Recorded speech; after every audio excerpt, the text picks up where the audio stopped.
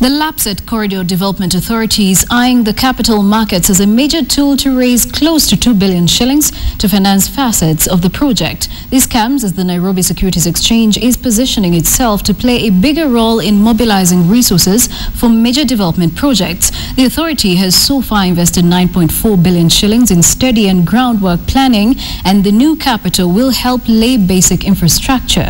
KTN's Charles Kitonga with the details. Lapsset Corridor. The Lamu Port South Sudan Ethiopia Transport Corridor project is a mammoth project to say the least. At 2.5 trillion shillings, the sheer size of the project has got tongues wagging as to how exactly the government will pull off the financing. But as it would appear, the Lapsset Corridor Development Authority is thinking outside the box, as it were, on how to raise the capital. And we've seen through the stock exchange how KenGen, Safaricom and the others showed that there is actually capacity within the country, whether you're talking about pension funds and the like, and all this to be given a chance to take part will require that we go through the Nairobi Stock Exchange. For the authority, it's all about making the project as investor-friendly as possible by laying the preparatory work.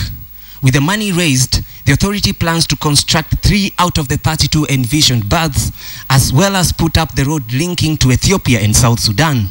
According to the Director General, this is expected to whet investors' appetite to be part of the project. Private sector usually fears greenfield projects due to perhaps the capital outlay that is required and the long gestation period that infrastructure projects usually yield, in terms of returns.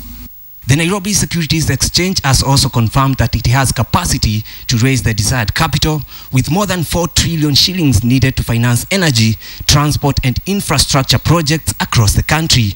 At least now we have the private sector, we have bonds, we can be able to raise money in the market. Various private investors, among them Centum Investment, are also charting the course in tapping the capital markets to raise funds.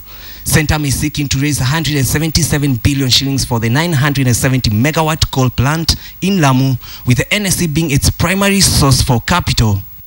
Charles Kitonga, KTN.